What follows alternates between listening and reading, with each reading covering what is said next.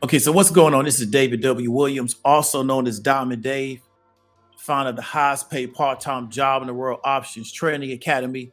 Let me know if you can hear me in the chat, and we're gonna go ahead and get into it. So what we're talking about is this particular narrative that I'm hearing on the internet that you should wait to buy a home. And one of the reasons why we're getting this narrative right is because a lot of people are telling you that the market is going to fall. And this is a really, really big narrative that's been pushed, let's say the past 6 months, top of the year, over this past 6 months, that the market is going to fall and you should wait to buy a home. And I'm not against you doing whatever you want to do, but I want to kind of ask you to kind of look at this from a different perspective that's not normally being given, because I think a lot of people, when this situation is over and it's cumulated, they're going to find themselves in a worse position than it was when they started, because they allowed a lot of people to play to their fear, and not playing to their fear as a way to motivating them to do the correct thing. Because sometimes you can motivate people by fear. You know, anybody that's played sports know that sometimes people hate to lose, and you can motivate them that, you know what, if you don't play right, you're going to lose. And you can motivate them to do the right thing by hitting that motivation. But a lot of times people can be motivated to their fear to not do anything. I know a brother that was in the military. He's a combat veteran. He do his thing, solid dude. And he talked about one of the things he learned in combat is that you're going to get a fight, a flight, or a freeze response. And that's just part of human nature. So when a person gets into a violent situation, what a lot of times they're going to do is one of three things. And they may do those three things within the whole scenario. Either they're going to fight, either they're going to run, or they're going to freeze up. Right? And it's because of how they respond to the situation. And many of you are being communicated to that in this economic situation, what you should do is you should just freeze. Not saying that you should be hasty, not saying that you shouldn't plan your situation out. What I'm saying is that you're kind of being communicated to that you should just freeze and not do anything. And the question is, well, where do you think you're going to be 6 months to a year, 2 years, 4 years out, if you just freeze and don't do anything? And that's what I want people to really ask themselves. I'm not a real estate professional, not a property investor at this time. I'm definitely not a real estate agent, not a broker, not any of these things, but I do understand markets. And I'm gonna kind of try to get you to understand this from a market-based scenario, because that's how I see the real estate game. I see it as a market. I don't see individualized houses. I don't see it that way. And I'm gonna kind of show you that. However, I want to ask you, right? If you're waiting for the market to fall for you to buy a home, and this is what's being communicated to you very much on YouTube. And one of the reasons why is that certain words are trending on Google Trends. And a lot of savvy YouTubers know to find those particular words and then make content based around that, because it's what people are already looking for. And what many times people do when they're uncertain, they're so indecisive, they look for information to kind of coincide with their inactivity. So what many people do is they say, well, you know what? I don't want to do anything because I'm not certain of what move I should make next. So what I do is I will find people, right, that will agree with the fact that I shouldn't do anything. I should just sit still. Do sometimes you need to sit still? Yes, but you need to sit still with a plan of what you're going to do once you start moving. And this is what you got to understand is a lot of times on social media, it's easier to play to somebody's fear and their desire to freeze, right, than to try to motivate them to move, right? Because what they really want to do is they just want to freeze. One thing you learn in sales is you're not fighting somebody saying no, you're fighting somebody doing nothing, right? In sales, we want to know because then we know to go to the next person, or we want a yes so we can get to sale. In sales, what you're fighting is a person to do nothing, right? And that's what most people do. Even when faced with an obstacle, what they do is they just freeze at the obstacle. Well, if somebody's coming to kill you and you freeze at the obstacle, you know what happens? You just get killed. Either you're going to fight the person that's coming to kill you, or you need to get over the obstacle and get shelter. What most people do is they freeze. They don't even take cover. They just freeze up. And so because people understand that, they're just playing to that. So we're going to kind of go ahead and explore that. I'm going to kind of show you another perspective of maybe how you need to look at this situation to put you and your family in the best situation to be successful as time goes on, as opposed to just being entertained by this situation. And then when this is over, you and your family are in a worse situation than when you were when it started. And that's where a lot of people are going to end up because of the stuff that they're entertaining in this particular situation. So let's go ahead and get into it. So let me go ahead and share this video out real quick.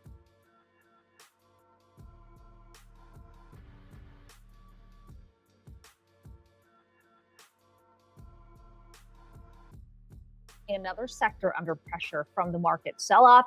As Dan mentioned, Redfin and Compass both announcing layoffs yesterday, cutting 8% and 10% of their workforce, respectively. This is rising interest rates create a drop in demand for mortgages. Here with more, we've got Rhonda Lee.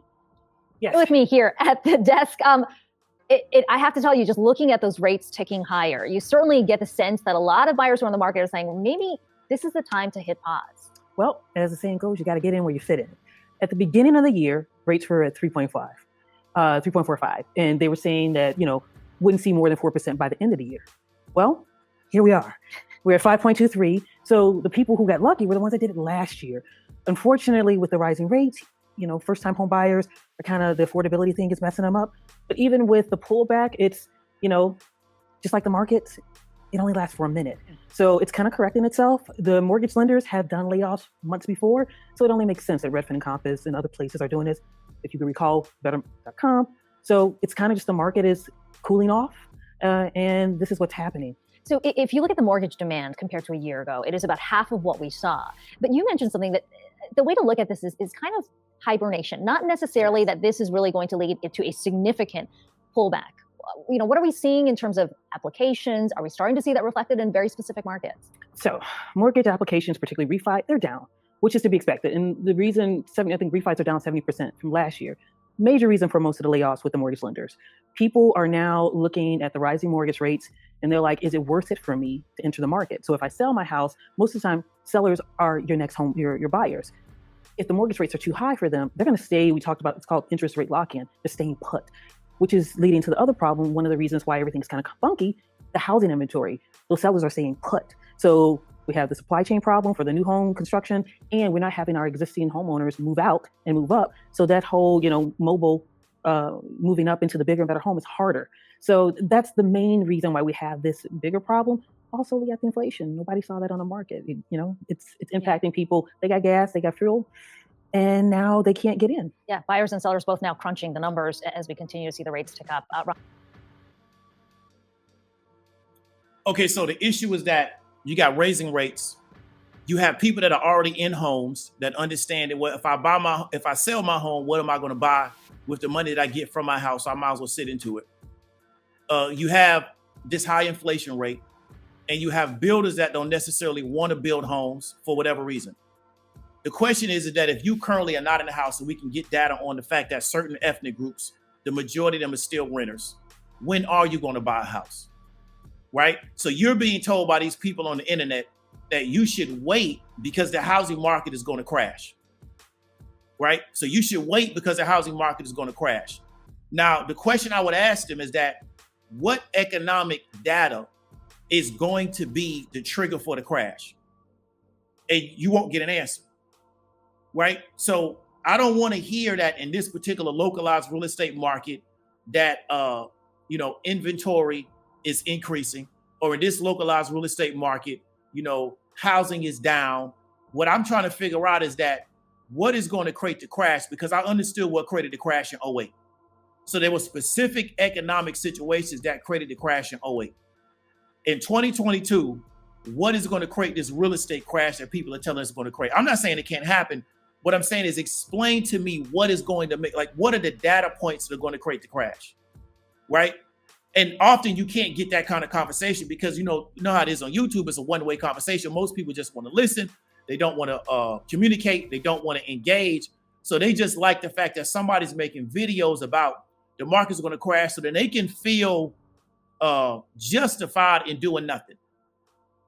So they can feel justified in freezing and doing nothing. The question is, what is your plan? So if you're not going to buy now because rates are too high, what is your plan to buy? What rate do you need to get to make you feel comfortable buying? That's a plan, right? what prices do you need to see in your local market or the market that you're going after for you now to feel like you can buy? So the first question we need to ask that, have you even been qualified? Has a bank even given you an approval number? What number will a bank approve you at? Right? Because the first thing about getting financed and getting capital is you need to go to somebody that actually has some money that agrees to give you some money under certain conditions. If you don't have that established, you're not in any position to get a home. So what is your plan? So you can say, hey, I've been qualified, and that particular offer letter is going to last this amount of time. I've been qualified for this number. So that anything I find within that number that I kind of like the situation and it agrees with me, location, yada, yada, yada, school district, I'm willing to pull the trigger on that. So that's all I'm waiting for. But what is your plan, right, to get a home if you feel like, well, because the rates are too high, I don't want to go in now because we're going on 5 or 6%. So then what number makes it acceptable? Do you need to go back to 1.5 for you to buy a home? And then if you do need to go back to 1.5, or do you have a timetable, right, of how long you think it may take to get back to 1.5 or to get back to 2%, right? So the question is, what is your plan? Because many of y'all are being communicated to that you should do nothing, which is really what you want to do. You don't want to make any change. You want to freeze in conflict. And then somebody's telling you it's all right to freeze in conflict because you're going to make a bad decision, right? But I'm telling you, if you're not going to take cover, right, when somebody's shooting at you, the worst thing you can do is freeze, right?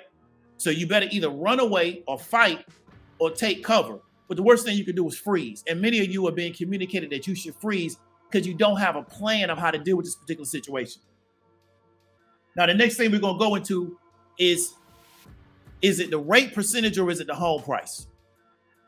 So is it the rate or the home price? Because, a lot of people weren't buying homes 40 years ago. I definitely wasn't. But I know people that were buying homes 40 years ago. And so their attitude is that this rate is really not that big of a deal. But we're being told it's the rate, it's the rate, it's the rate. Is it the rate or the home price? Right? But see, this comes into having a plan. So are you waiting for the home prices to fall? Or are you waiting for the rate to fall? Because it's my argument is that the home prices are inflated. I'm not tripping on the rate. I'm tripping on the home price. Because what I've seen over the past 2 years is that even with a lower rate, the home prices was going up too fast. I'm not really tripping on the rate. But many people they're just being told, don't buy because the market is too high. And they're being told, well, the rate is too high. And if you buy this particular rate, you're putting this particular, you're going to be paying it off this amount of time. But then the question is, what rate number is acceptable to you? And I'm going to kind of show you what I'm talking about. Let me share this out real quick.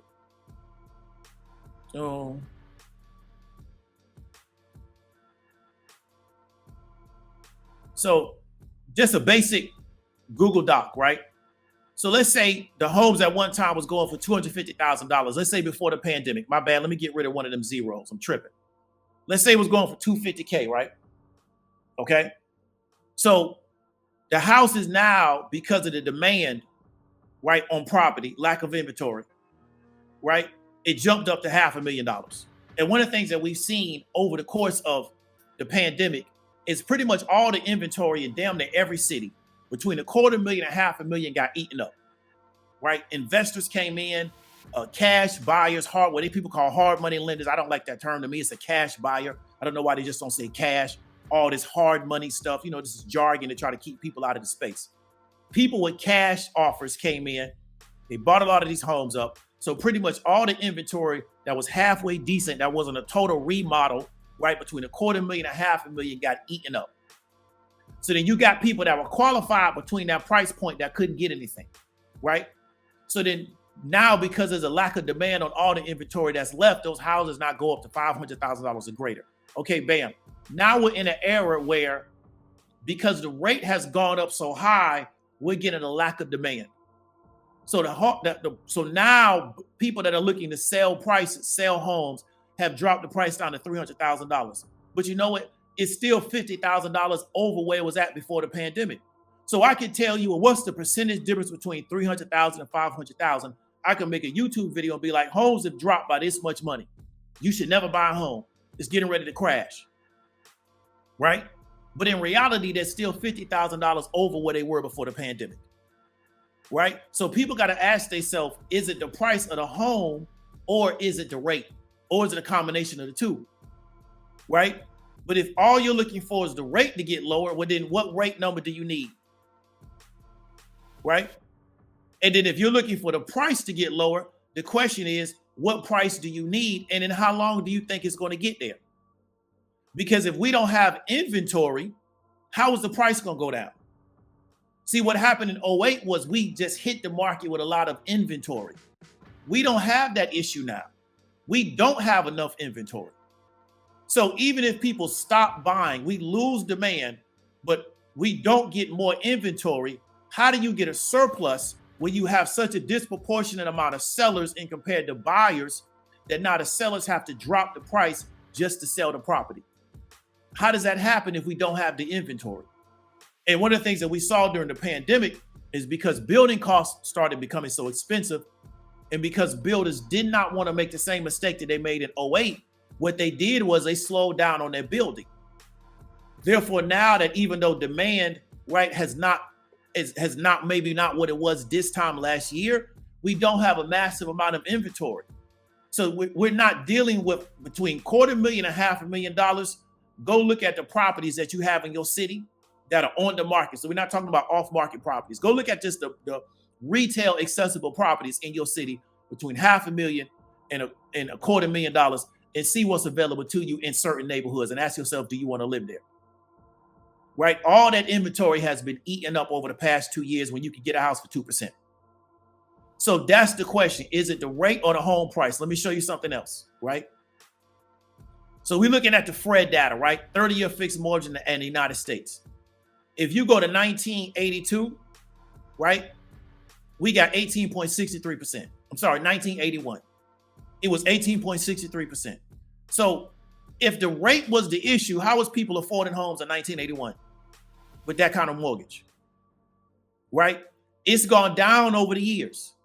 In 2000, it was 8%, right? 2010, it was 6%. Okay. And then it dropped here to 3, 2015. And then we see during the pandemic, it hit the floor, right? It hit the floor during the pandemic in the 2s and the 3s. But how was people affording to buy homes in 1981 with almost a 20% rate? And that's what I said. To me, it's not the rate, it's the price of the property. If we look at Atlanta housing market, right? Over, it's a 5-year trend. Look at the price of homes over the past 5 years. See, it just keeps going up. So it's not the rate, it's the price of the home. Now, has it fallen a little bit maybe over the course of the last year? Yeah, but it's the price of the house.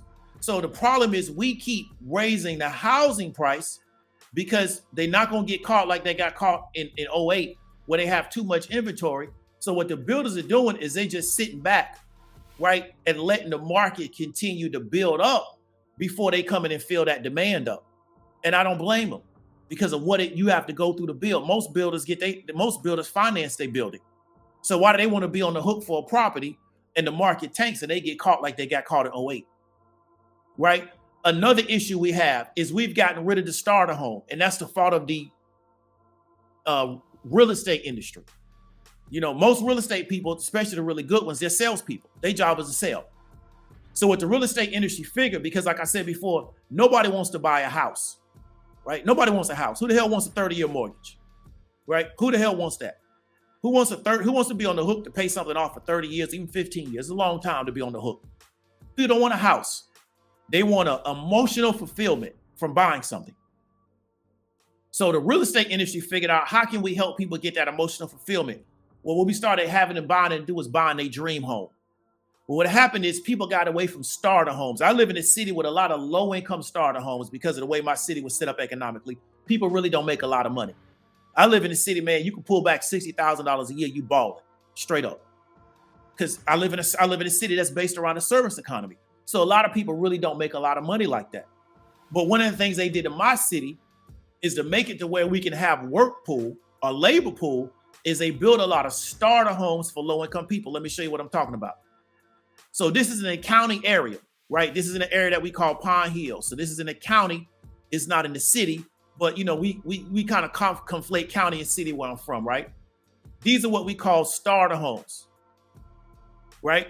These are 3-bed, 1 bath, 3-bed, 1.5 bed, 2-bed, 1 bath homes, right? Not in the best part of the city, but it allow you to get into a property, start building up some equity and start building up an asset for your family.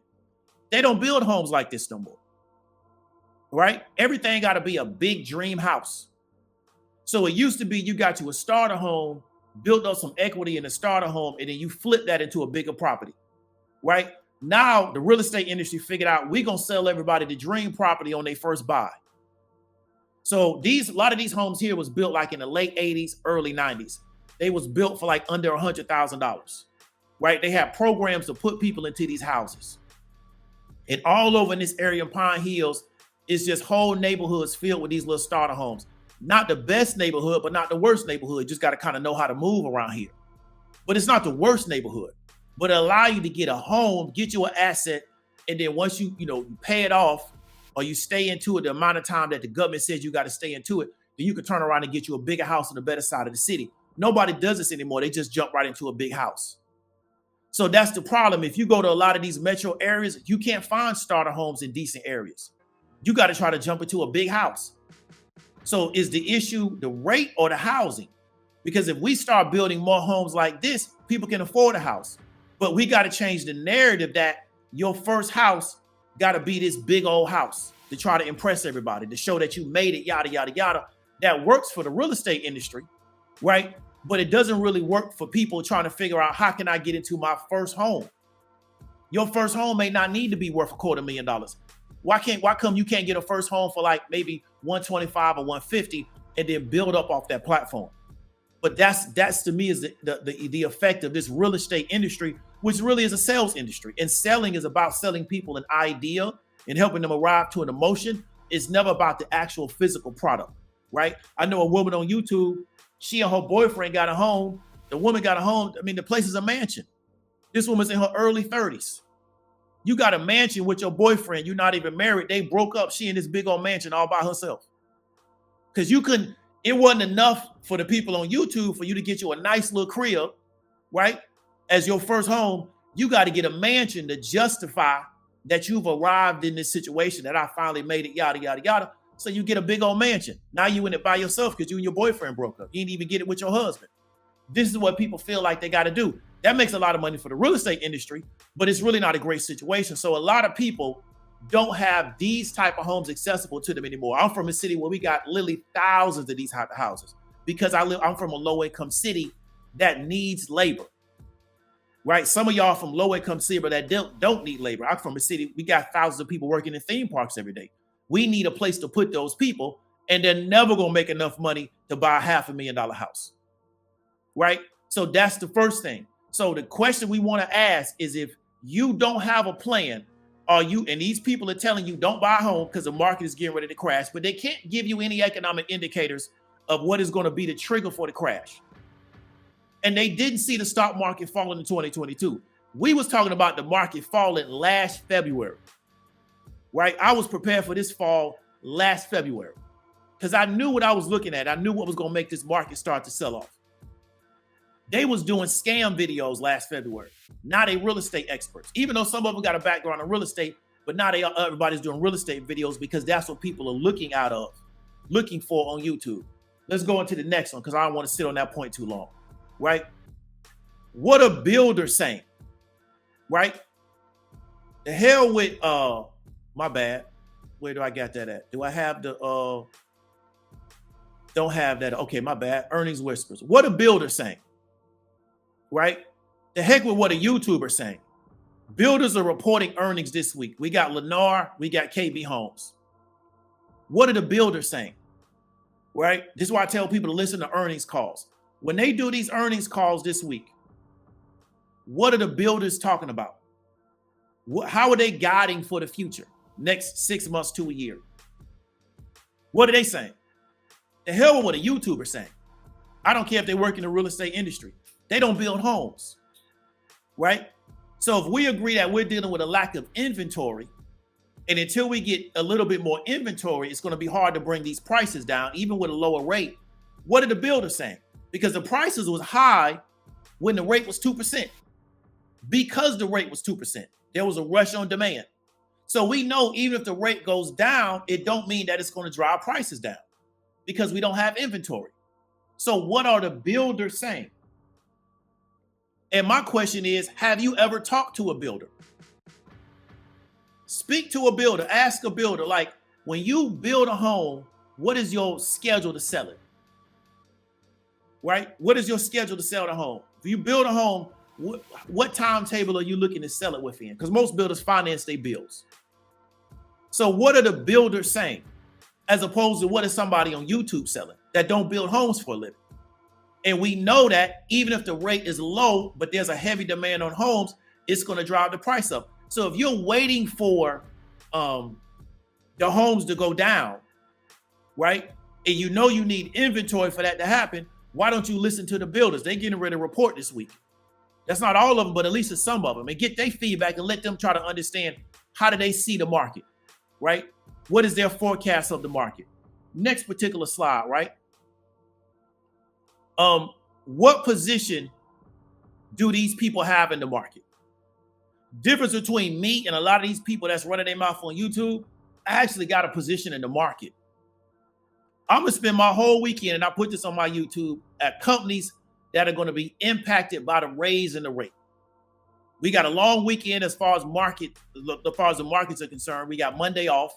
I'm gonna spend a lot of time looking at companies. I'm also going to talk about this on Sunday, at companies that are going to be impacted negatively by the raise in the rate. Who are those companies? Right? How can I profit from them being impacted? I'm also going to be looking at MBS. None of this is investment advice. This is what I'm going to be looking at the MBS market. I've been telling people about the MBS market for the past 6 months, right? So the difference between me and a lot of these people is I actually do have a position in the market. I actually can be negatively impacted economically if the position goes against me. I was on a live stream with the guys from Buy the Hood yesterday. They was talking about the real estate game. They have positions in the market. They're not just talking, right? If GC talking about crypto, GC got a position in the crypto market. GC not just talking. And that's a young dude. He ain't just running his mouth. He got positions in this market. A lot of y'all are listening to people that don't even have a position in this market. They just entertaining people. Their only position is on YouTube. And you taking that as counsel on how to move in this market. Nobody's giving you investment advice. But what we're saying is that, how are they even invested in this market? Right? They just talking just to make some YouTube content. And so that's what you want to ask yourself when you listen to these people. What position do they have in the market to where if they're wrong, it's going to impact them negatively? Because if I'm bearish on the market and I got a position in the market and all of a sudden Powell come out and he say, hey man, we're going to drop the rate back down to 2%, man, I'm going to get slammed extremely hard. I'm going to get nuked in this market. Why? Because of my positions in the market. I got long-term positions in this market for this market to keep falling. So I just ain't making YouTube videos. I actually got a financial stake in this situation, right? These are the kind of people I'm used to talking to. That's the kind of people I'm interested in talking to. I don't care nothing about their age. I don't care nothing about their color, their religion, their sexuality. All I care is that, do they got some kind of position in this market, right? Because a lot of people will make content around stuff and they only position is on social media. They just making content to make content. Whichever way it goes, they don't lose out, right? So they're not on the hook for nothing. Everybody got a right to their own opinion, but there's a difference between somebody that's actually involved in this, right? And that's what I want to ask you. Let me show you what I'm talking about. I don't see the real estate market as a market of homes. I don't see it that way. I don't see houses as the market, even though on your localized market, it's based on that, right? So you got a so if I'm in the Houston metro area, then we split that up into different markets, right? I'm in the Orlando area. I know Orlando real well. So one market over here in Orlando may be different than another market just based on the demos, how much money them people make, zip code. Your zip code is real, real important that you live in. It's real important because banks see you differently based on your zip code. So these things are important, but I don't see the real estate market that way. I see the real estate market as a market of securitization. And I came out the gate telling people that. The reason why the one dude, I forgot his name, Barry, and those other dudes was able to make money on the housing market falling, right, in 07, 08, is because they understood the market from the position of being securitized. They did not care about individual homes. No disrespect to my real estate people, right? Everybody got a position in this, right? But what I'm trying to help you do is see the position as somebody that understands how markets function, not just a consumer, not just somebody that's sitting back waiting to buy, right? A lot of us are like, you go to SeaWorld and they put up those seals and they bring out those sardines and they hold the sardines above the seal's head and the seals pick their head up because they're waiting on the sardine. That's how a lot of us see everything. We just wait to consume, right? I'm trying to get you to see this from the standpoint of the actual market of securities that actually compose the real estate market, because I'm gonna hip you to something. If the bank cannot securitize your mortgage, they won't give it to you. Your mortgage has no value to them. The reason why we have the housing industry that we have inside the United States is because the government allows us to securitize real estate and they back it up. Without that stopgap, it'll be very difficult for y'all to ever buy a house. I'm telling you, it'll be very difficult. I think it's hard now, be next to impossible. So we got a system that allows us to create a securitization market around real estate, also around commercial real estate too, but that's a different conversation, right? So all I see is a securitization game. I'll show you what I'm talking about, right? So we go into what is mortgage-backed securities, right? Mortgage-backed securities, called MBS, is a bond secured by home and other real estate loans. They're created when a number of these loans, usually with similar characteristics, are pooled together, right? One of the characteristics is going to be credit score and income. For instance, a bank offering home mortgages might round up 10 million worth of such mortgages. That pool is then sold to a federal government agency like Ginnie Mae, or a government-sponsored GSE such as Fannie Mae or Freddie Mac, or to a securities firm to be used as collateral for the new MBS. The majority of MBS are issued or guaranteed by an agency of the U.S. government, such as Ginnie Mae, or by the GSE, including Fannie Mae or Freddie Mac. MBS is carried a guarantee of the issuing organization to pay interest and principal payments on their mortgage-backed securities. When Ginnie Mae's guarantee is backed by the full faith and credit of the U.S. government, those issued by GSEs are not. So we got a public and a private market for mortgage-backed securities based on the risk that you want to take, right? But the public market for mortgage-backed securities creates the real estate market that we have inside the United States. If they don't do that, we don't have the same market, right? So that's what you got to understand. That's all I care about. So I'm looking at, if the federal government is no longer buying MBS, not federal government, if the Federal Reserve is no longer buying MBSs, and then they're going to stop buying MBSs, which essentially created a floor for that securitization market, and then they're going to start to sell those back to the market or allow them to expire, that is not going to create the same demand. Because if there was no demand on MBSs, we know the demand was coming from the Federal Reserve. How is that market going to respond to that lack of demand? And how can I profit from it? That's all I care about. Because I studied the guys that ran the Big Short play, and all they was looking at was securitization data. They was looking at what were the characteristics of the people that was getting these loans. They were not looking at individual properties. Not saying that's a negative game. I got off a live stream with By the Hood, and they was talking about that game. I want to get into that game, but I still see the market as a market of securitization, right? Because I understand they will not give you a mortgage if they don't think they can securitize it, because they don't want to hold it on their books. They want it to be guaranteed by the government. That means it's a no-risk situation for them. They can offload that to the taxpayer. That's how this system works. And so that's what I want people to understand, is that I really want to encourage you to not always look at everything like a consumer. Yes, we consumers, I consume a lot, but don't look at everything that way. Let me go ahead and get to the next point, right? Is that the last thing for the securitization? Okay, what I want you to understand is this, right? And we're going to get into this. It's a reason why, right, I don't do the barbershop conversation with people. And because I know a lot of people just talking, right? I don't go to the barbershop, man, and kick the Willy Bobo with a bunch of dudes that's going to lie for 3 hours. My time too valuable, right? I don't do live streams of people and argue for 3 hours about women and, what's wrong with black people and stuff like that. My time's too valuable. When I was coming up, when I was doing my thing, I know people would sit in the house all day and they would smoke weed and play PlayStation all day, right? And I would come through, burn the blunt with them and be like, man, I'm finna get back to it. It's too much money out here. I ain't got time to sit up in here with y'all. Because all those dudes together, they had to put all their money together to buy a nickel bag of weed, right? Because they wasn't about money. They was about sitting up in the house all day playing PlayStation and talking and lying to each other for 3 hours. I don't do that, right? And a lot of people are gonna get caught in that. And that's just their life. They move from the offline to doing that to the real world to do that. Let me just sit in this online platform and let me just sit in here, kick the Willy Bobo for 3 hours about nothing, right? And then I go back to my normal life and I do the same thing. So my life is really no different between the offline and the online. And they're gonna do the same thing in the metaverse. They're gonna go into the metaverse, they're gonna go into a room, they're gonna sit in there, they're gonna kick the Willy Bobo for 3 hours.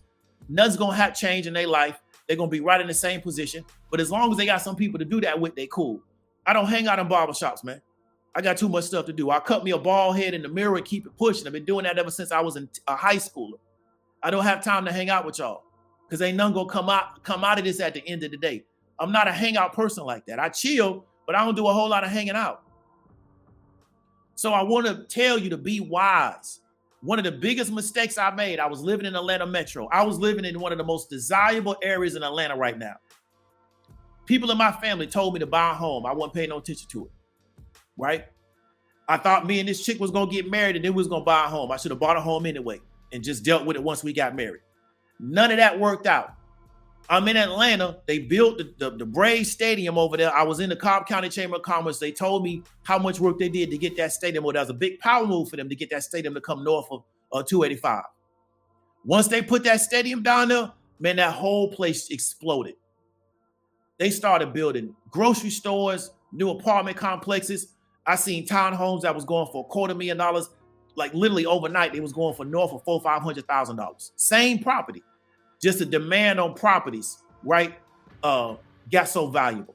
Next thing you know, the guy that I was renting a townhome from, dude literally put an extra $1,500 a month on my townhome. And I wasn't mad at him. He knew he could get it because this area became so desirable now. I was living in a really hot part of Smyrna. It was a mistake for me not to buy a home as soon as I touched down in Atlanta. Now I'm trying to get back into that market. I got to pay the tax. Just got to pay it. I know that property will be worth more 10, 15, 20 years down the road than it's currently worth today. Why? Because of the desirability of the area, right? But me standing still didn't benefit me. It hurt me because I should be in that area now benefiting off the appreciation of the property, right? Standing still didn't help me, right? So I'm not saying that you got to move hastily. You got to make a rash decision. You got to, do something because somebody else told you to do it. But if you're not going to do nothing, right, and just sit around and do nothing, do you have a plan of when you're going to do something and are you going to follow through with it? Because a lot of people are sitting around waiting for something to happen, right? But they're not going to never do nothing. And the problem is everything going to keep getting more and more expensive. I don't see the housing market getting cheaper. I really don't. Unless the government creates a program to flood the market with inventory. And I don't know why they would do that. We are never going to get a 07, 08 again. That was a moment in time. That's why when Burry told his mentor, I'm short the housing market, he said, you're an idiot because you're short the most stable market in the whole world. That's what him and his mentor fell out behind that because it was so outrageous to think that the market would fall. It did because the fundamentals were bad, right? But now we got people saying that's going to happen a second time. It could, right? But the question is, if it does, what are the actual data points that are going to make it happen? Because Burry could explain to you what the data points were to why he saw this market getting ready to crash, right? So the market could crash. I'm not saying it can't, anything can happen. The question is, if somebody's telling you the market is going to crash, what are the data points that they're telling you are going to trigger the crash, right? They should be able to tell you, well, I see this, and I see this. And as a result, I think there's going to be a collapse of the market. And they should be able to answer some questions like, okay, well, what's going to create the inventory? Because normally if a price falls, we got more supply than demand.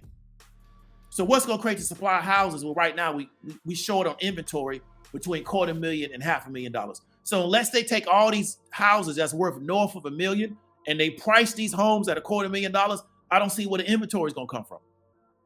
So we probably will get a softening of price, but unless they go on this massive building run, I don't see where we get more inventory from, right? Same thing with cars. We weren't making enough cars, so cars are very expensive. Will eventually the car market soften up? Yeah, but we got to build more cars. And we weren't building cars because we didn't have the chips, unless you were Tesla. They was only people that could find chips, right? So we saw the car builders saying we're going to slow down on building. So cars became very expensive. In fact, if you had a used car, you could sell it for a lot of money. But I wouldn't have bought a new car until I seen prices get back to, 5 to 10% what they were from a year-to-year standpoint, right? So I'm gonna get up on out of here because I don't want to be long-winded. This is an impromptu live stream, but I want to really get people to understand. When it comes to these economic situations, is it wise sometimes to sit back and wait for the market to stabilize? Yeah, sometimes it is. Is it wise sometimes to wait for a price point to go down? Sometimes it is. But you should have a plan of how you're going to deal with that situation. It shouldn't just be, I'm going to freeze up and not do nothing because I really don't want to do nothing. And then I'm now getting somebody on the internet to agree with me why I shouldn't do nothing.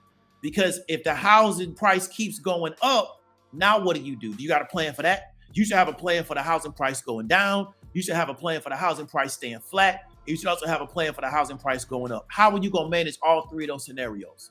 Now you prepared for the market. You're not prepared for the market if you only prepare for it to go your way. Because what if it don't go your way? Now what do? So then you get pushed back out of the market, right? And the person that's telling you that, well, they making so much money off YouTube, they can go buy them a house. You can't. You got to really understand the game that's being played around you. It's the future of yourself and it's the future of your family. And I want to really encourage you. Deal with people. I don't care if they got 3 cents in the market, right? Deal with people that actually got a position in the market.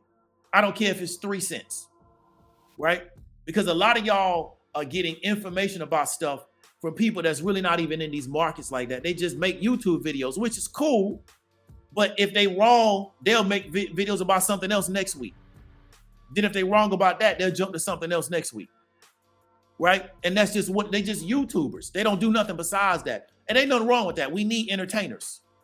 Right? The world needs entertainers. People need a distraction.